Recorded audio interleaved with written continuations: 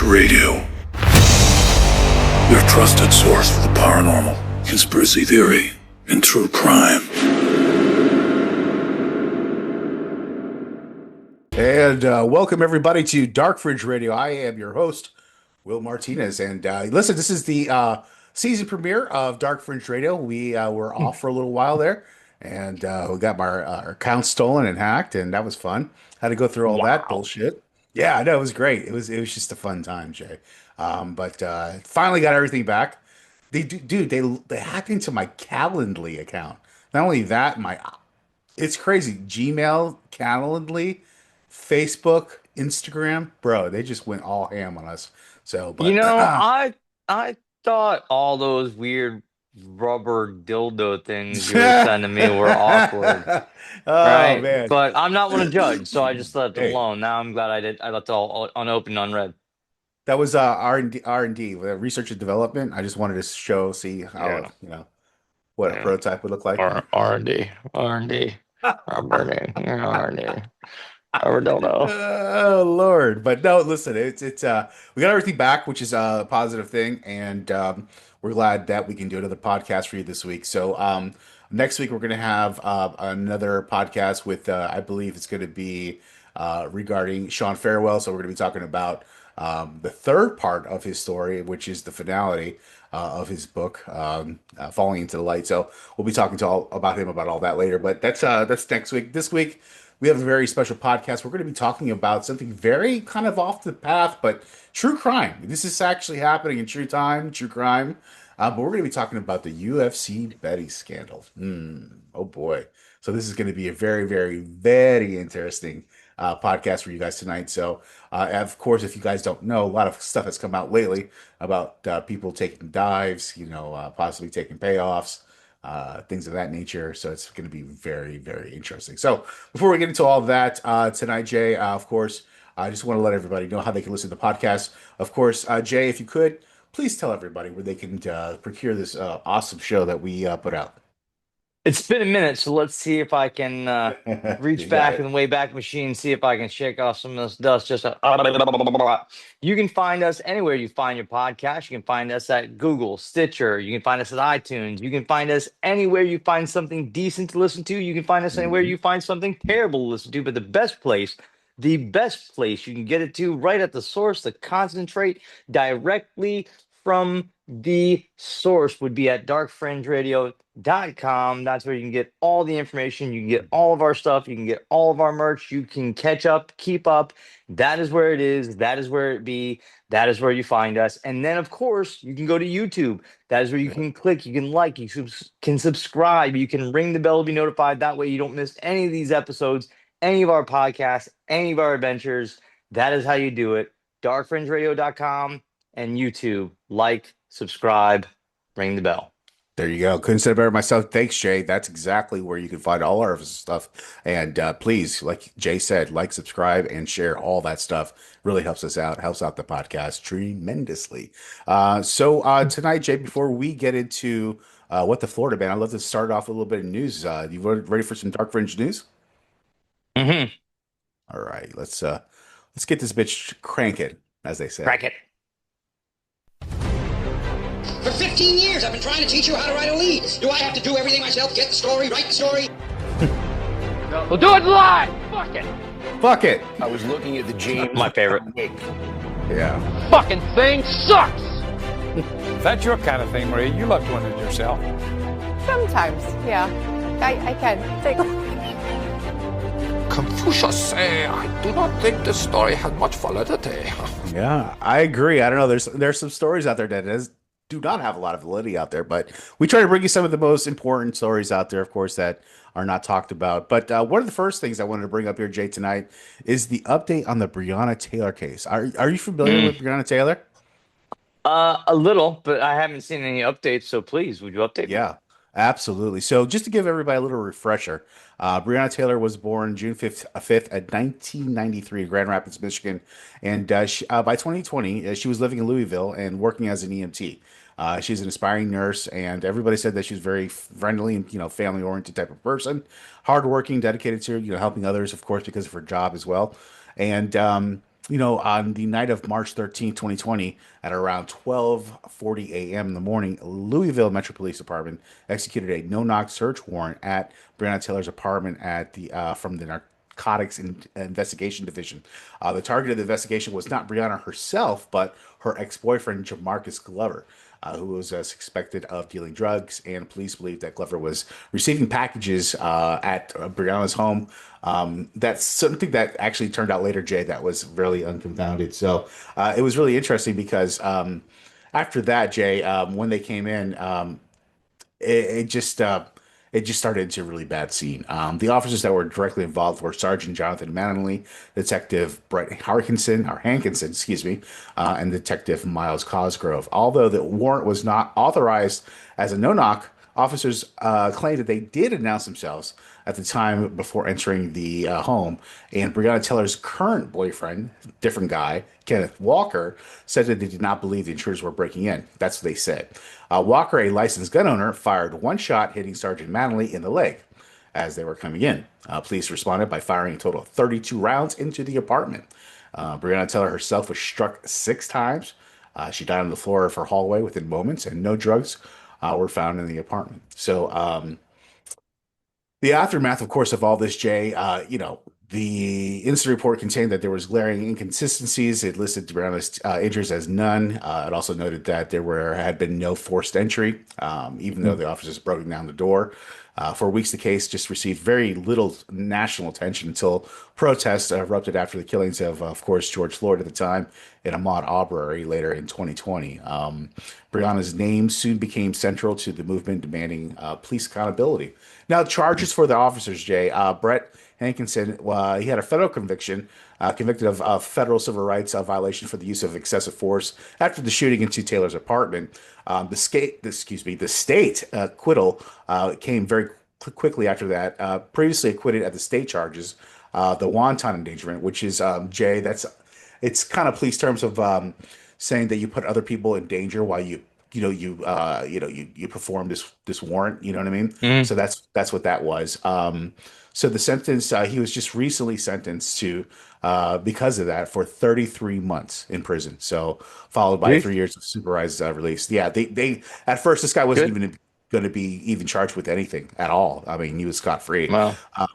Some of the other officers that were involved, Kelly Goodlett, pleaded guilty federal conspiracy charge for her role in fabricating the search warrant affidavit. So there was some fabrication of the search warrant, first of all. Joshua James was charged with federal civil rights and obstruction offenses relating to the false search warrant. He expected to be tried with Meany. Kyle Meany, charged with federal civil rights and other obstruction offenses, related to the false search warrant. He's expected to be tried with James. And then Miles Cosgrove was fired by the Louisville Metro Police Department in January 2021 for violating procedures to the use of deadly force and failing to wear a body camera. Police certification was ultimately also terminated. So, yeah, Jay. So we actually had some type of payback for what happened to this lady, and 33 months. I know that doesn't sound like a lot of time for killing an innocent lady, but I mean, what's your take on this? What do you say? Well, I mean, I was familiar. It's been a minute, so I'm glad you updated. It is an older case, which is why I was a little hazy on it. And this just happened. The final sentencing with this guy just happened literally last week, which is crazy. Our justice system is always known for their efficient use of time. They do get paid by the hour, I think, is the issue. So the question, I think, for me, and it sounds like there's a lot of people who have kind of lost their jobs. Yeah. To an extent, but it sounds like an awful lot of dominoes. A lot of people had to just kind of make a mistake, or just kind of had to cover something up, or just kind of had to fake an affidavit. That's a lot of kind of weird coincidences, no? Right? Just yeah. Some woman who there was nothing ever found, and then for a guy that wasn't even there. I'm glad they were brought to justice, but. Do some surveillance or some, I don't know. See if the guy's even there, first off. The guy wasn't even there. She was already on Yeah. her next boyfriend by the time these people came around. You know what I mean? I don't know. It seems like there Yeah, was something fishy. no surveillance. It seemed like, you know what I mean? There was no investigation, real, thought out. Something kind of fishy, Willem. Something Yeah. kind of fishy, I'm thinking. I get it, bro. I get it. I get it. Yeah, you're right, dude. Yeah, so this is the update, and it seems like finally there seems to be, some type of justice to what happened with this lady. And it's a sad, it's a sad thing. Somebody getting shot, of course, and killed in a police raid Yeah. that, obviously had nothing to do with them, and they found nothing there. Seems to be pretty, weird. So, nonetheless, it's just again, this is what we see a lot of times, This is unfortunately. the world we live Yeah. in. Oh, Yeah, these unfortunately. are. Yeah, Unfortunately. Well, unfortunately. yep, that's a wrap for story number one. Story number two, Jay, for tonight. This is going to tickle your heart a little bit, I'm sure. I would hope so Robert, after that last one. yeah, Robert Englund honored with Hollywood Walk of Fame star on October 31st. The man, the myth, the legend. What else are you going to say, right? The only human being I'm really, truly terrified of. I Right? mean, it's amazing, it was my right? father, right? Yeah, Right? yeah, right. Yeah. But And then I mean, it was Freddy Krueger right after. it will always Right? be. Right. Will always be. He's eternal. That's part of the problem. Part of the problem. Part of Yeah. the problem, but also part of the reason why he absolutely deserves it. Yep. Um, Mhm. One of the things I always come back to it. Um, Clearly, not a horror movie kind of guy. No, Jay's definitely Just not. not my bag. Yeah, yeah, yeah. Right? It's me more so. It's not Jay. 100%, 100%, Yeah. and not necessarily because I get scared. I will have seen me He fall just asleep doesn't during care. He them. doesn't care for it. Yeah. Yeah. Yeah, He just doesn't care. they just don't. You'd rather watch an action or a comedy, I get it. Yeah. Yeah. Yeah. I get it. And then some of the ones like Poltergeist, we don't play with that because I've had enough of that kind of stuff in my real life. We don't tempt those things, right? Yeah, We yeah, don't yeah, tempt yeah, those yeah, things. yeah. But the Freddy Krueger thing, he was Uh, always different. And the thing that I think one of the things that always makes him different is just the kind of acting that Robert Englund brought to that character, the kind of uh, pizzazz, the kind of dedication. The fact that he actually fell asleep one day in his trailer in the makeup, yeah. woke up scared Yeah. himself in the mirror. Like, Who does that? someone very dedicated. Right? Seriously, right? I would never sleep again, ever, ever, ever. Did If you I were ever imagine him. waking up to that makeup on your face? Yeah, I'm good. You're just like, ah. Yeah, I'm okay. Yeah, right. I'm all Yeah. good. Yeah. I don't know. Well, Check, please. yeah. Well, Robert Englund, Jay, is a Hollywood star who recently, of course, received a star on the Hollywood Walk of Fame on October 31st, 2025. The ceremony was held on Halloween, of course, a date considered fitting for the actor best known, of course, for his iconic portrayal of Freddy Krueger in the Nightmare on Elm Street franchise. Of course, his career spans over 5 decades and includes roles in numerous other films, television shows, and of course, voice acting projects. So, England was honored with a 2,826 star on the motion pictures category for the Walk of Fame. And the ceremony details he unveiled the star, and then of course it had the iconic claw, yeah, on it. So, of course, special guests were co-star Heather Langenkamp, who played the Nancy. Nancy, of course, yeah, and director Eli Roth were also in attendance to speak at the event. And yeah, it was a really cool, outshowing of support for this iconic actor in this role. I mean, I don't think there's been anybody else that can try to sit in that role. I mean, they tried to do that. Well, they tried, Yeah, and yeah. it failed miserably.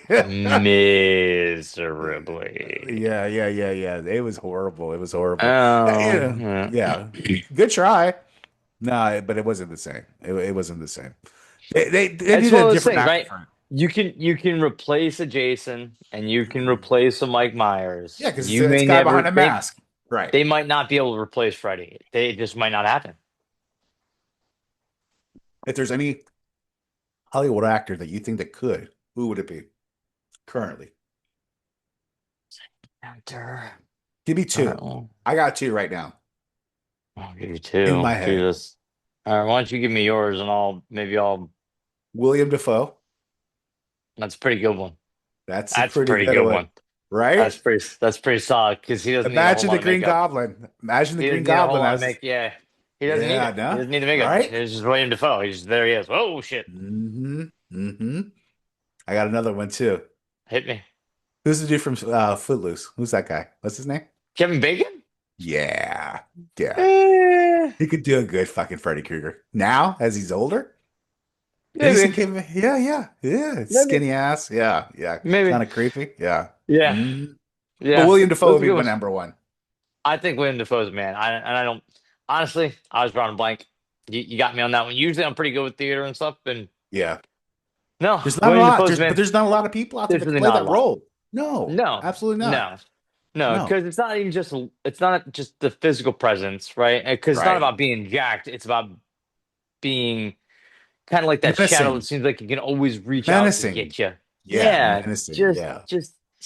Just scary. Yeah. Yeah. Well, yeah. So he finally got his flowers, Jay. Good for him. Good for him. Yeah. He deserves it, and we salute you, sir. You have definitely made a mark on our lives, our childhood. Robert England. I know you have made a Traumatized. definitely. Yeah, I know you have definitely made a mark on my best friend's life.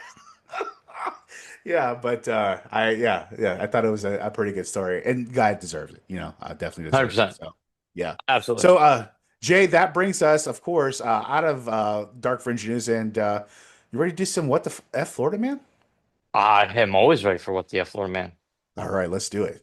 Florida man. A Florida man. A Florida man. A Florida man. Now to the town of Seffner, Florida, near Tampa, where last night the earth opened up, as it does increasingly, and this time it swallowed a 37-year-old man as he slept in his home. A man accused of destroying a liquor store in Okaloosa County told police he was in Alice in Wonderland. Matthew Horace Jones also said a caterpillar smoking a hookah told him to do it. A man calls 911 while Collier County Sheriff's deputies are chasing him, and he says Donald Trump, our president, is his personal friend, a close one at that. A Lake Worth man is not too happy. He's accused of getting violent when waiters at a restaurant told him they weren't giving away free pizza. Covering Florida this morning, a Key West man is behind bars. Investigators say he was caught with a large amount of cocaine hidden in this Cookie Monster doll. Holy shit! Yeah, that's it for What the F Florida Man, Jay. I always love that song. I mean, it always puts a little tickle in my heart, of course. But E is for cocaine. That's good enough for me. dude, I have a What the F Florida Man for this too as well. So I want you to do yours first. Yeah, this is going to be a double header because this one actually affects me directly. But oh shit. Yeah. Okay, But, well, let's start with yours, Jay. What do you have yeah, this week for because What the F Florida mine Man? doesn't affect me. Doesn't affect me at all. Actually, It's all good though. It's all good. it's all What do you good. have for us? So here we go. A Florida woman Mhm. blamed the wind for the possession of cocaine in her purse. So the wind just happened to put some cocaine in her purse, Is that what it A is? Florida woman, Uh-huh. Kenencia Posey, I hope I'm saying that right, was arrested back in March of 2018 after telling police that the bag of cocaine found in her purse must have been blown in through the car window on a windy day. Oh, wow. It's amazing. Look at that. Come on, She was a passenger in a car that was pulled over by Fort Pierce police for swerving in the roadway. Uh-oh. Swerving. Very windy. It was a very windy day. Come on, man. Come on, man. Oh, man. The wind. She's a passenger in the car that's going all over the road. They get pulled over. Officers on a search smelled marijuana. Of course. They go through her purse. Of course. They find marijuana. She admits that's my marijuana, but that baggie of cocaine. She That says, "No, cocaine. officer. It must have blown in the window." It was a sugar plum flare just come by. Hey, here's some cocaine for you, little kid. Have it. Here you go. Are you want to get high? You want to get high? Right? She was arrested. They didn't believe her. Yeah. And they're released on bond. So, yep. Careful, friends. If you drive with your windows down, there may be random bags of cocaine in your car. Oh, now, Lord. now, you may find them randomly floating in the ocean. That is a thing. That happens But in Boynton Beach at least once a week. I'm just letting you know. I don't know what he is talking about. I do. I sure as hell do. I don't Lord. know what he's talking about. Right. Yeah. Oh my gosh. Well, listen. Yeah. I mean, Welcome to Florida. welcome to Florida. Mother Nature can do a lot of different things to you, but I've never heard it. Hemming you up for some cocaine. I mean, that's You'll awesome. be dropping that dust in your car. Yeah. I never had no air drop off weed to my house or my car. I mean, that'd That be was kind of so nice, great. right? Just the wind, Big blowers. like a tumbleweed, right? Like a tumbleweed. A tumbleweed. Could you imagine? Tumbleweed. Tumbleweed. William, that's it. That's what it is. That's It's it. a tumbleweed. It's a What's up, William? tumbleweed. That's I it. got it. That was a good one. Check mark Oh for Will. Lord, check mark. Okay, here we go. Oh, guys, that's great. But yeah, Jay, not surprised, of course, out of No. Florida. No, not The surprised at all. state. Yeah, listen, this is Yeah. the wild, literally the wild west with tumbleweeds. The Wild Wild East. Yeah, exactly. Well, Jay, thanks for that. Remarkable what the F Florida woman. Yeah, with the cocaine. All right. Well, Jay, that brings us, of Cocaine. course, to our main topic tonight, which is the UFC betting scandal, which has gotten crazy out of hand. We're going to get into all the information, all the timeline, what's going on for all you guys to indulge. So don't go anywhere. We'll be right back for some more Dark Fringe Radio. All right. Dark Fringe Radio, your premier source for the paranormal, conspiracy theory and true crime.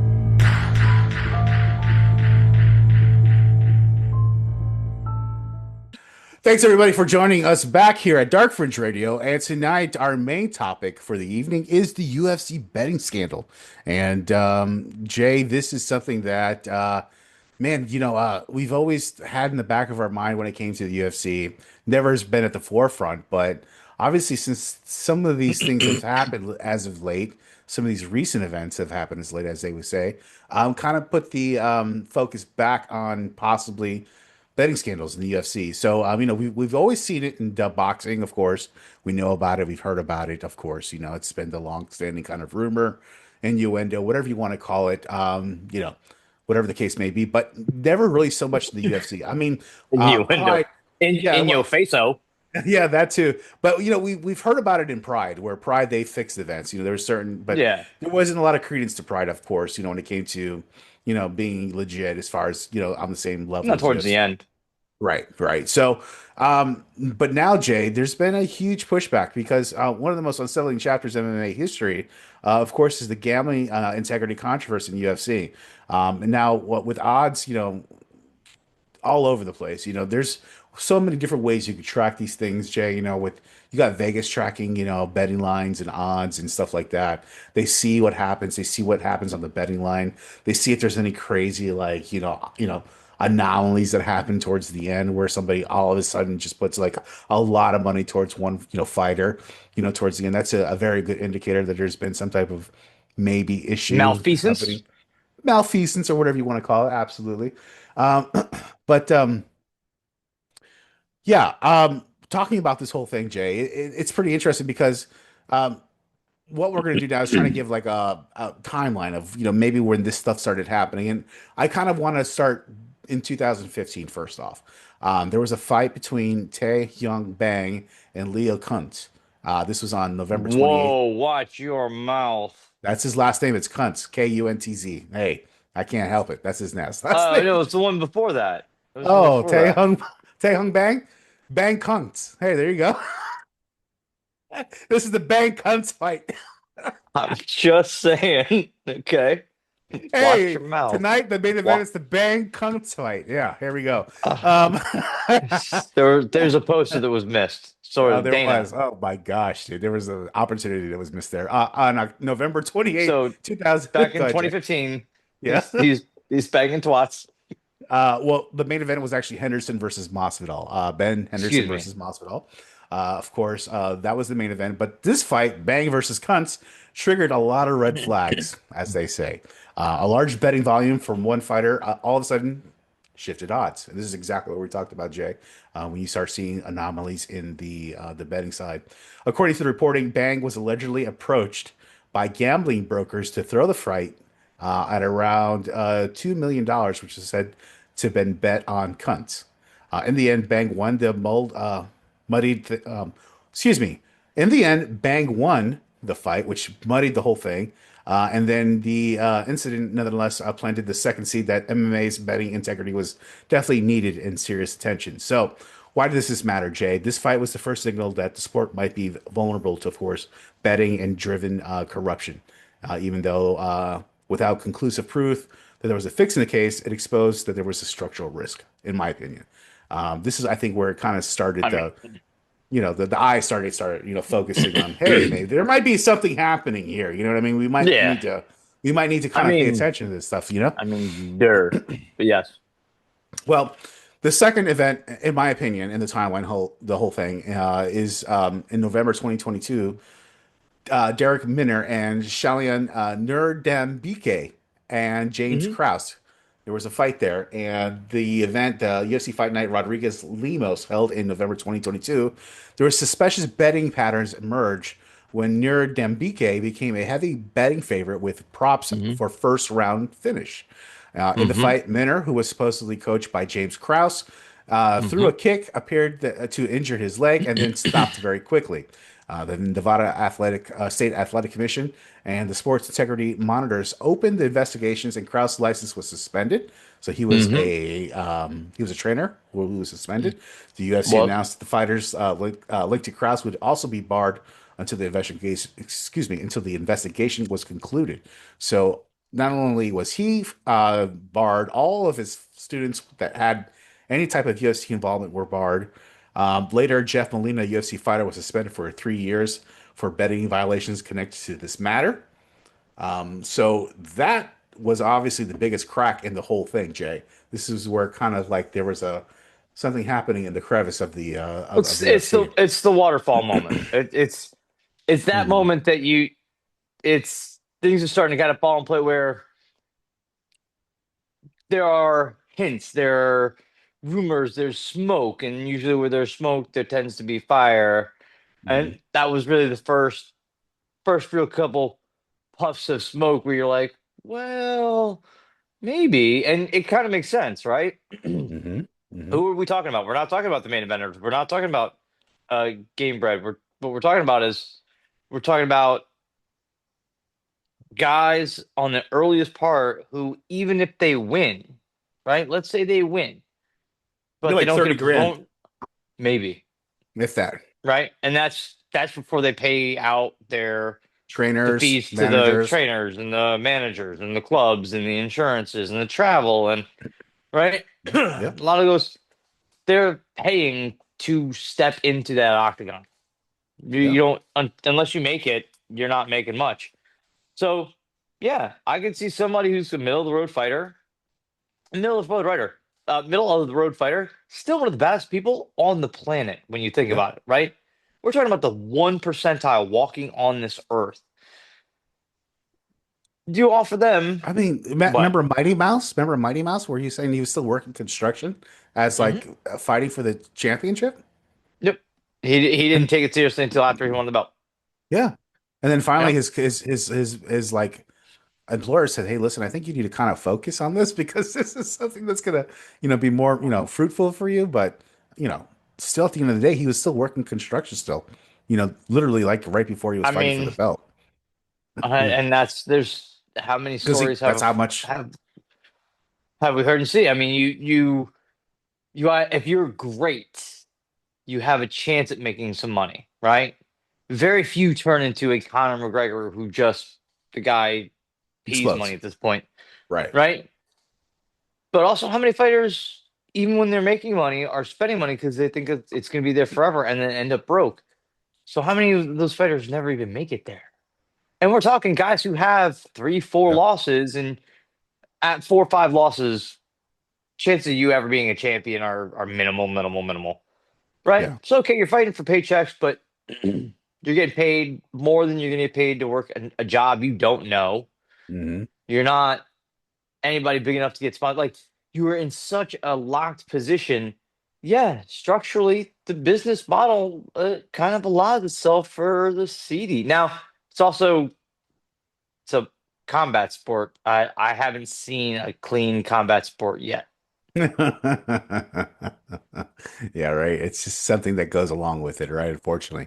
Well, some of the key outcomes to this particular event here, Jay, I think was a turning point where the UFC, I actually publicly acknowledged that there was some, vulnerability with its betting corruption, obviously. There was obviously a prompted policy change, which to me was crazy. That I thought that just happened in 2023. I thought this would have been fucking done like a long time ago, but it amended that its code of conduct in January 2023 to prohibit athletes, coaches, / managers, trainers from gambling on UFC matches.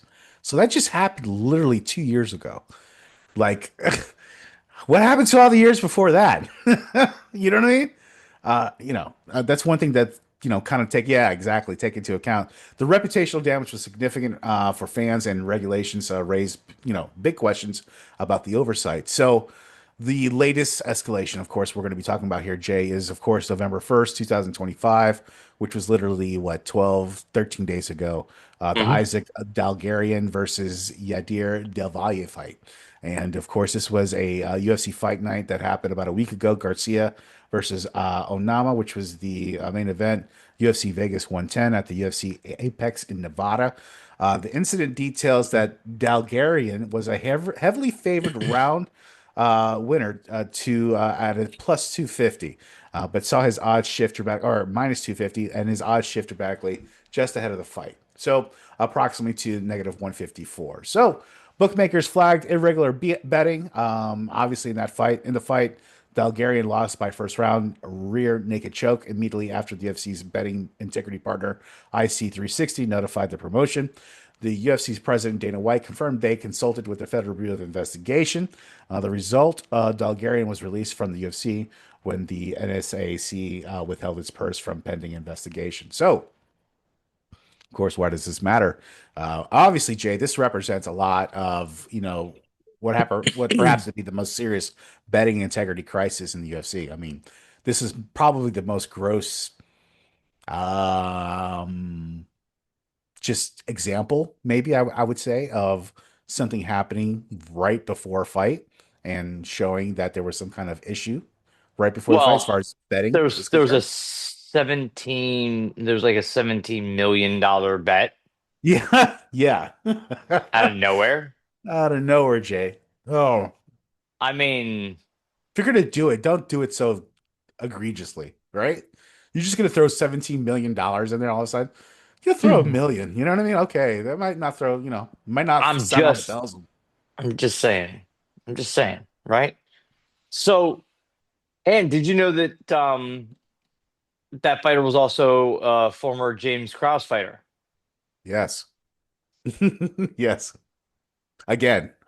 So red flag. The questions that we now start to have to, because the big thing that really separated the UFC wasn't, they always promoted it as we had the best guys, but Chuck Liddell went over to Pride and got knocked the fuck out by Rampage.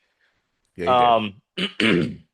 So we knew it wasn't necessarily that they had the best fighters, but we knew they had the cleanest product. We knew what we saw was as close to what you were going to get in a fight with two dudes in the street, theoretically, who were cleanish. But that's kind of what it was. They were running towards more regulations, and they wanted to follow standards and, shine the lights on the dark parts of what is a very seedy sport. And it kind of looked like they did that for a long time. So the question now becomes, has this been going on all along under the UFC's nose? Or? I mean, there's been stories, Jay, of Joe Silva, the matchmaker, just, obviously, putting people in very precarious situations, knowing that, hey, this person is going to probably end up getting his ass beat by this person. You know what I mean? And so we've heard that. There's been rumblings of that. There's been rumblings of Joe Silva doing also, not putting people in matches that they belong in, you know what I mean, in as well. So again, it goes back to what Dana White's, I'd say, is response, and I'm going to play that here, Jay, and I want to get your take on it after. Yeah, because I think it's interesting. I think it's interesting. Let's see. Probably about 1 o'clock that day, we're with a company called IC360, and they are the best bet monitoring company in the business. And they reached out to us and they told us that there was some unusual action going on with that fight. Do we know anything? We didn't. So what we did was we called the fighter and his lawyer and said, what's going on? There's some weird action going on in your bet, weird betting action going on in your fight. Are you injured? Do you owe anybody money? Has anybody approached you to, and the kid said, no, absolutely not. I'm going to kill this guy. And, so we said, okay. The fight plays out and first round finish by rear naked choke. Literally, the first thing we did was call the FBI. We called the FBI. I've met with the FBI twice today. So that's the whole thing. Now you see people out there talking, there's hundreds of fights under it. It's total bullshit. Total usual clickbait bullshit. IC360, our company, they monitor all of the betting. Like I said, they're the best in the business. There aren't hundreds of fights being investigated. All clickbait BS. So this company, IC360, which is the best bet. I just want to just pause that for a second because he made a point to talk about that twice. That, I don't know, man. There's been reports that have come out that have actually said that there's opposite. There's quite a few. Yeah, there's a lot. That they were concerned about. You're right. And so I've heard it float around 100, and that's what I heard too. Let's take Dana at his word as if he wasn't a fight promoter. Let's take Dana at his word. Right. It's a very interesting response to have to somebody. One, when you hear that there might be some betting suspicion, that there's suspicious betting activity around this nothing fight, that you really could just pause, cancel, reschedule. If you were trying to keep things clean, the question then becomes, yes, I know he was, well, why didn't the fighter call the FBI? Right. But why didn't Dana, who's very close with Cash Patel? Yeah, Cash Patel. Crooked Eye Cash. Who's the head of FBI, I think, right? Yeah, he is. Yes, so yes, he is. Him and Dana are broskies. So not only that, he's at every UFC fight. Yeah. He wanted UFC fighters to train FBI agents. So don't you think he would have reached out maybe before that? But yet we let things happen and then called the cops. Right. Yeah. It just kind of, I don't know. If it, we're going to talk about that. Jay. We're going to talk about that because that's an interesting point. That's a very interesting point because a lot of people don't realize what fighters in their positions when they're, let's say, propositions for something like that. Like, what are they going to do? They're going to say no, and then they're going to go fucking talk to the FBI and say, "Hey, listen, this guy approached me." No, they're not going to. They're going to put themselves in danger. Are you fucking kidding me? Those people are dangerous people. They can kill you, dude. They can find a way to kill you if they want to. You know what I mean? Yeah. Fighters are tough guys. But then there's people out there that are killers. They're very two different things. Right, exactly. Yeah. Well, let's see what else Dana White has to say about this. Monitoring company in the business. We've been with them for years, and we get a report after every single fight that we do. So for anybody out there that's clickbait saying, "Oh, there's hundreds of fights," it's all bullshit. We've been with these guys for years. We take this very serious, and we're watching every single fight that happens in the UFC, from the first prelim to the main event. So when this did happen, a couple of years ago, whenever it was, that investigation is still ongoing, and now will be a part of this investigation too. You mentioned talking to the FBI. Are you directly talking to Cash Patel? I'm sure you do have a relationship. Yeah, I talked to him this morning, but then we just had an office full of FBI agents in here. So, if you try to do this, I've been very vocal and very open about this. We will be your worst enemy. We will immediately go after you, guns a-blazing, with the FBI and whoever else we need to get. And we will do everything we can to make sure you go to prison. It's like, you're seeing things out on the internet where like fighters are coming out and going, "Oh, I was approached. Really? Why didn't you tell us that? Or more importantly, why didn't you tell law enforcement that you were approached now?" Yeah, because those people who are approaching you are very dangerous people. And there's no upside. There's no upside. The FBI is going to protect me? Are you telling me that? Are you telling me the FBI is going to protect me from the guys? No. He's telling you Dana White's going to protect you. Oh yeah, even less. Oh yeah, sure. Okay, we're gonna get Sean Shirk and Chuck Liddell and who else to come to my house and stand on the front door? Chuck Liddell. Come on, stop it already, please. Yeah. Now you're saying that you were approached? It's like if somebody comes up and says, "Hey, I want you to rob a bank. I'm going to rob banks. Want to rob a bank with me?" And you don't do it. What, you're not gonna tell law enforcement? No, you dumbass. You're not a fucking snitch. You stay out of your own fucking business. It's not really equatable. It's not equatable. It's not the same thing. Equatable. Because what you're talking about is you're talking about low-paid people, right? Fighters who are for the most part, the ones that to make a living. The ones that they're preying on are prey for a reason. Because while they're tough, they aren't killers. They aren't shoot you and leave you in the swamp kind of people, right? Mm-hmm.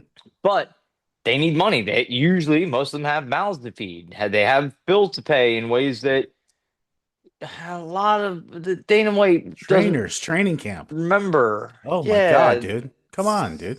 So bad. So yeah, you have someone so removed from that saying, "Oh, well, why wouldn't you just go? Okay, let's look at Dana White. Listen, big UFC fan, UFC fan here, right? Yeah, but he has all the resources in the world to have fucking bodyguards. Okay. Well, forget the bodyguards. Forget the bodyguard. Let's just look at the way he does business. He's kind of a strong arm tactic kind of a guy. Of course he is. So you're telling me that fighters are going to feel comfortable going to Dana White and telling him things like this? Right. Exactly. No. Right. No. And what ended up happening, right? The guy ended up losing his job, losing his money, and he's going to go to jail.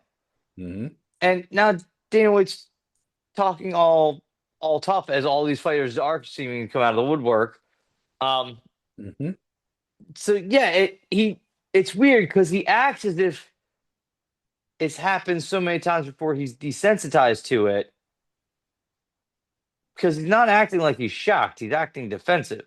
Oh, 100%. Yeah, absolutely. Yeah, like here. And I want to protect your brand. I get that, but I would be shocked if I was him. I'd be appalled, mind blown. Right? Exactly. Unless this isn't the first time. No, this is definitely not. This is definitely not the first time. No. Well, it's interesting about the aspects of the fighters that are coming out now. They say that they were approached. There's been multiple UFC fighters who've come out and said that, in fact, approaching them before their fights to get them to fix it and rig it or whatever it takes, exchange for a cut of the money. There's one, of course, UFC veteran fighter Vanessa Demopoulos, who claimed that people approached her during, trying to get her to throw a fight. And then same exact thing happened to Vince Morales as well, who's been in and out of the UFC multiple times. Who's somebody that, he said somebody offered him $70,000 to take a dive in one of the most important fights that he had. And I'll be honest, Jay, you know what? This is, that was super dumb of him to kind of talk about, because he joked about it and he should have just thrown the fight. And that's what he said. He should have just thrown the fight and taken the money because he lost anyway. Because, in the midst of everything going on, he lost the fight. He got, and he got offered the money to take the dive. Now there are people are going to start looking at him even more. You know what I mean? So to me, that was just a stupid move. But apparently the UFC is investigating tons of UFC fights. We're not just talking about 1, 2, or 3. There's rumors of a lot of fights being investigated. Yeah. And a lot of them are the entry level type guys, Jay, like you said, that aren't first off earning enough money. Secondly, they feel they need to do something to make a name for themselves, which is understandable. I hate to say it, or not, and then or there's people who are greedy and people who love money who just want to be in the whole fight thing, and just want to be able to rig these things.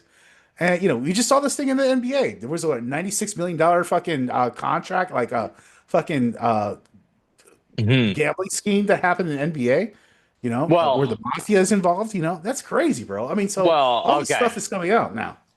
Well, so I'm not saying one has to do with the other, but there's a lot of things that are coming out. Well, the NBA stuff is kind of different because the NBA stuff, there wasn't scandal on fixing games necessarily. But they did have their scandal earlier, and they had with the referees. They had two scandals. Yeah, one was having to do with coercion of whatever, of like Kawhi Leonard getting more money than he deserved. Through a dummy company. That has led to some interesting questions. That led to stuff coming out about the Chauncey Billups at least I think that's his name, and poker games. And then now there's some question on some possible games and roughing and things of that nature. But it's a little bit different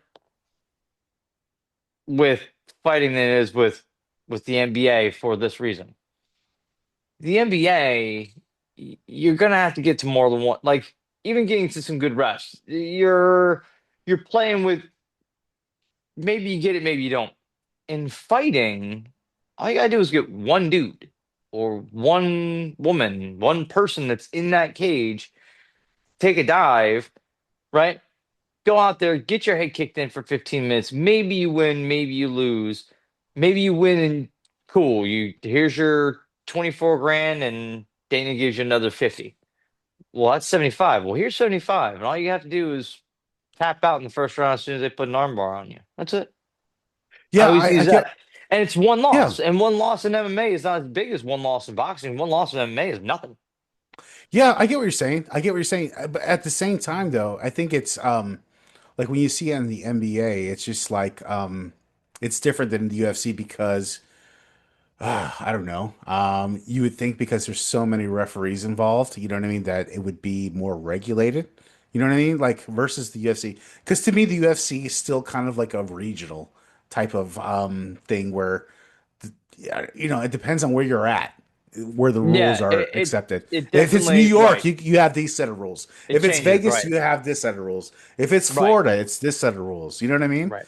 So, 100%. To me, it's still kind of like that regional thing. And for me, it's like when you talk about these fighters that are taking these kickbacks, it's just like, yeah, I mean, you could understand it in the lower level because first off, you're not getting paid a lot versus like boxers.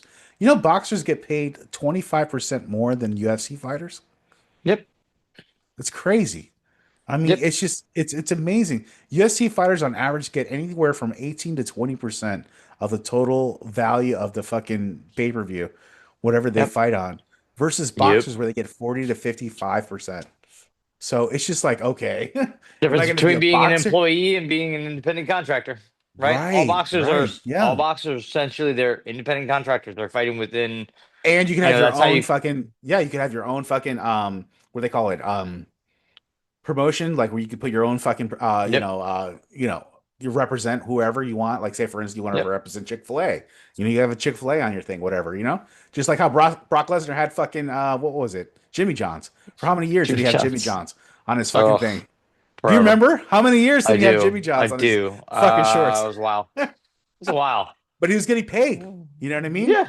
That's why they were there. Exactly.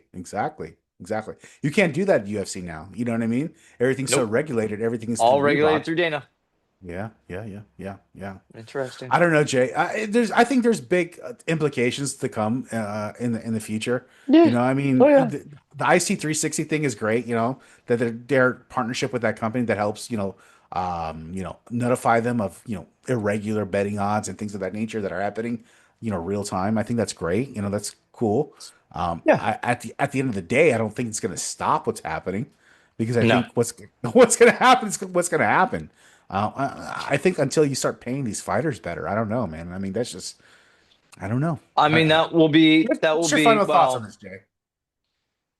I would love to see the fighters get paid better. I do think that would help some. I mean, I think the fighters should be paid better anyways. The UFC just got a wild amount from Paramount, and I hope some of it, more of it, trickles down to the fighters, and I know it will. It won't. No. A lot of it's going to stay up in the upper echelon because all those dudes need to get their pockets fat. TKO, baby. Fighters are too dumb to complain about it. So I think the rich are going to continue to get richer. The fighters are going to continue to fight, and we're going to have to see where this goes. Because you think there's going to be a revolution? Like there's going to be uproar of fighters saying, "Hey, listen, I'm not going to sign these contracts anymore." Because there's been talks about that with the lightweight division or the featherweight division, where there's a lot of fighters that they're not signing anymore. They're saying, "Fuck this," and go where and do. Oh yeah. Listen, they can go to the PFL. Okay, and that's about it. PFL is going to be there for another week. Francis Ngannou, who screwed them. He used them as a way to get out of the UFC so he can get into boxing, which is he fought one MMA fight, and there will be no more MMA fights for Francis Ngannou. So they're not going to be there for that much longer anyways. There's no place to go. That's the problem with the monopolies. There's no place to go. These guys are stuck there. We'll see what happens after this Paramount, as this thing breaks down. But my guess is whatever is been going on in the UFC, if Dana has known about it, which, let's be real, I'm sure he has. He probably did. Yeah, he ain't stupid. Do we really think that the FBI and Cash Patel is going to really hold him and the UFC accountable to get any kind of actual turnover? No. So the fighters can sit there and they can cross their arms and stomp their feet all they want. It won't matter. No. Well, I think this is more than one fight or one incident. That's going to be a structural risk for the UFC. I think the intertwining of the gambling and the income pressure and the coach fighter incentives and the challenge of the real time oversight, as they would say, I think it's going to be a real problem for them in the future. I think if they really want to protect their brand, I think, and this is just my opinion. I'm just a fucking Puerto Rican guy in Boynton Beach that's seen this shit. I wouldn't say that too loud these days. Yeah, listen. Oh, yeah, exactly. ICE come get me. Ask me if I'm fucking a citizen, even though I told them I'm fucking Puerto Rican. Yeah, I think that, this whole betting scandal came out of nowhere. And I think a lot of people feel that way, but I don't think it has. I think it's been something that's kind of like been kind of brimming up for a while. And it's been there. By this, yeah, I think the truth is that nobody wants to admit is that the scandals happen because the sport still operates, like I said, Jay, in a regional level infrastructure on a global stage. Think about it. These fighters are making what, $10K to show, $10,000 just to show. That's nothing. Like nothing. What does that pay, Jay? That probably pays for the bare minimum. It doesn't even pay for the flights out there. I mean, how many of these fighters cry when they get a bonus? Because they have that 5 people out there. My account is negative. They're like, I've heard professional fighters say my account is negative. Then why are you in a cage getting punched in the face? Because you love it. Right. And there's somebody that's taking advantage of it. And that's a shame. As much as I love the UFC, as much as I have for a long time thought Dana was doing the right thing, and I appreciate, I was a big Dana guy for a long time. Me too. I liked the way he was plain spoken. Something has changed, I guess. Live long enough to become the villain or something, whatever that saying is. Yeah. And it's a shame that we've gotten to where we've gotten, because it had so much potential to genuinely be really honor bound. But what happens with everything? Money. Yeah, well, like you said, Jay, the full training camps, they're funded by credit cards, coaches who double as bettors. You have teammates who are aware of the injuries. That's another thing. That's huge. People don't even realize how huge that part is. That's like a little small thing. That's a huge part. But teammates who are aware of injuries, gyms with open sparring where anybody can see who's compromised, managers negotiating multiple sides, at once. The Athletic Commission that are decades behind, modern betting systems, and then you have to expect that the UFC, they changed into a $12 billion company enterprise. You went from literally $1 million enterprise to $12 billion all of a sudden, and then all the the other under stuff is just amateur at best. And I think that's why a lot of this stuff keeps happening. And of course, not paying the fighters. The ecosystem, Wow. that's Greed. around. Yeah, it's greed. It's for me, It's greed and growth. Yeah, yeah. They grew too fast. They got too popular too fast, especially during the bubble. Because in the bubble, they were the first. They were the first game back to town, right? Made a lot of contrition. A lot of people that weren't fans became bigger fans. A lot of fans became even much bigger fans. Remember those days where you just had the two sides come out and that's it? There was nobody on the stands. I do. Yeah, it was crazy. You could hear every little suggestion from each corner coming out. Hit him with the fucking neck. You could hear DC said something and the fighter adjusted and when the fight was like, thanks. And end up winning the fight. Yeah. And winning the fight. Yeah, shit's wild. It's wild. It's a wild time. Yeah. Well, again, Jay, I think it has to do a lot with the fighter pay. Again, I think if you paid these people properly, a lot less of this stuff would happen. It would alleviate a lot of it. Yeah, and there would be more awareness of it because they'd be more apt to say, "Hey, listen, this person just told me, hey, they're going to offer me this much money to throw this fight." Meanwhile, you're getting the same number to fight. Imagine if you were going to get that number to fight, and then they say, "Hey, listen, we're going to give you that number to throw the fight." I'm like, "Bitch, what the fuck? Like, how is that an incentive for me? Fuck you, dude." I'm like, you know what I mean? Nope. Yeah, no, it doesn't work that way. So again, you see the disparity from my side from MMA to boxing, which to me MMA is a lot more. You're going to find a lot more injuries, and you're going to find yourself in a lot more precarious situations in MMA versus boxing because you can get injured in a lot more different ways versus boxing. I disagree. That's just. I disagree. love to hear. Well, so it's the kinds of injury I think is really what That's we're what talking I'm about, saying. Right, yeah. So yes, you can gain a multitude of wider injuries: broken arms, broken wrists, broken hands, broken legs. That is all true, but I would rather have those threats to deal with than have the damage all go either to my ribs or my head. Boxers have shown to have far more issues with CTE, far more issues with degenerative neurological growth, all because all the contact they take right here. So, yes, you have to be prepared for a much wider array of problems, but the sheer amount of damage that boxers take to their face and their head is... again, for me, that's where I draw the line. I'm like, we can get into a fight because if I can throw me a double leg, you might not ever get a shot on my face. Okay. I say that listen. You know what? I we're both right. I subscribe to that as well. But then at the same time, in my devil advocate's head, I look at fucking Chuck Liddell and watch how he talks now versus how he talked earlier, and I'm just like, this guy is not the same as he was 10 years ago. I agree. And he cannot talk the same. No. He cannot enunciate the same. Dum got into... I love Chuck Liddell. When I say Dum, I love him too. I love him too. I wish he wasn't. I wish he wasn't that way. No, so I really don't. But he chose to go get into a fight with Tito Ortiz when he was like 58 years old. Yes, of course. Maybe he needed the money. Every fight, again, and maybe we just didn't know as well back then. Maybe we know better now. Maybe we should have known better then. You can only take so many of those punches to the face before eventually it's going to mess you up. He was fighting.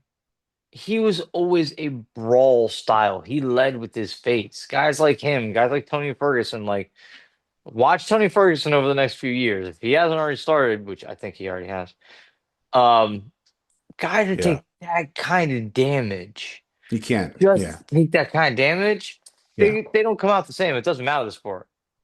Yeah, you're right. You're right. Absolutely.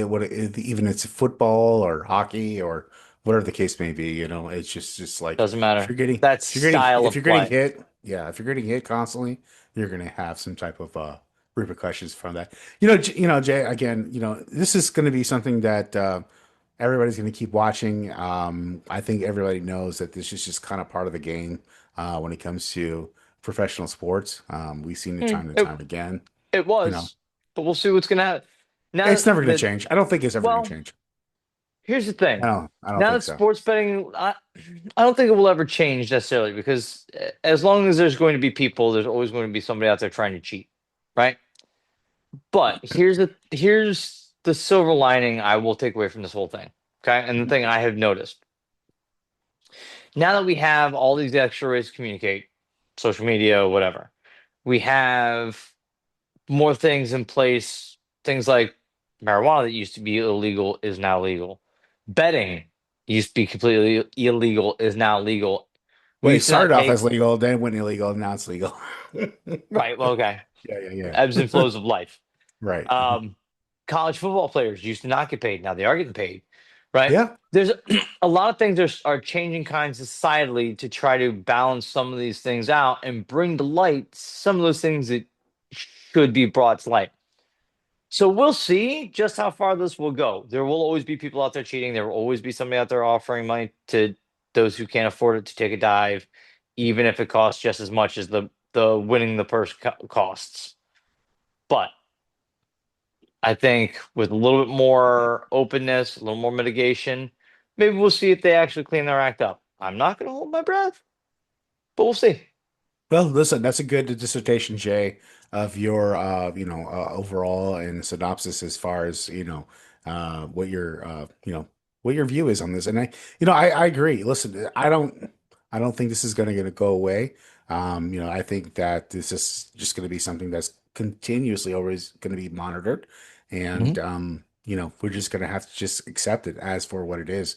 I hope this breakdown has given the listeners a clear, detailed view of what the UFC betting scandal, the timeline, and what it's at stake. Of course, again, we go through all these things in when it comes to sports, and then it comes to betting as well. You know what I mean? You have to be very careful on what you're doing and how you're doing it. I think it's also important for people to realize that there's people that really have a hard time to even get income from doing what they're doing. These UFC fighters, especially the guys that are in the undercard, the ones that are on the main card, on the bottom of the main card, it's tough for those guys. Nothing.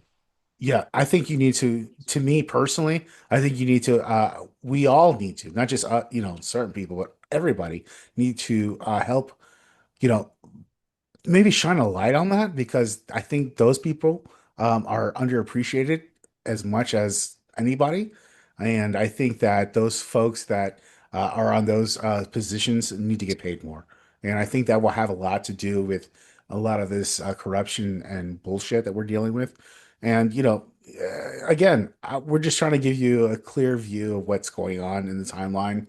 And, if you enjoyed this, please give us a subscribe, a share, drop a comment, a like, and, about the story, what we should tackle next and things of that nature. But again, we think that this story is important for everybody to understand, because, again, this is something that's part of our pop culture. We're talking about MMA. This is part of, Jay and I's pop culture, of course.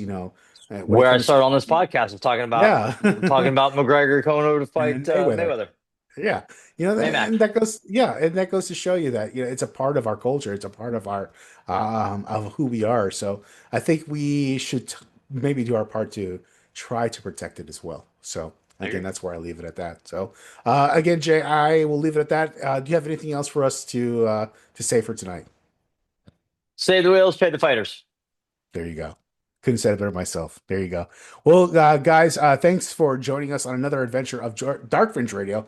I hope you guys enjoyed it. I hope you guys enjoyed the whole synopsis of the UFC Betting Scandal, and we will be with you again next week with another episode of Dark Fringe Radio. Thanks for now. Thank you.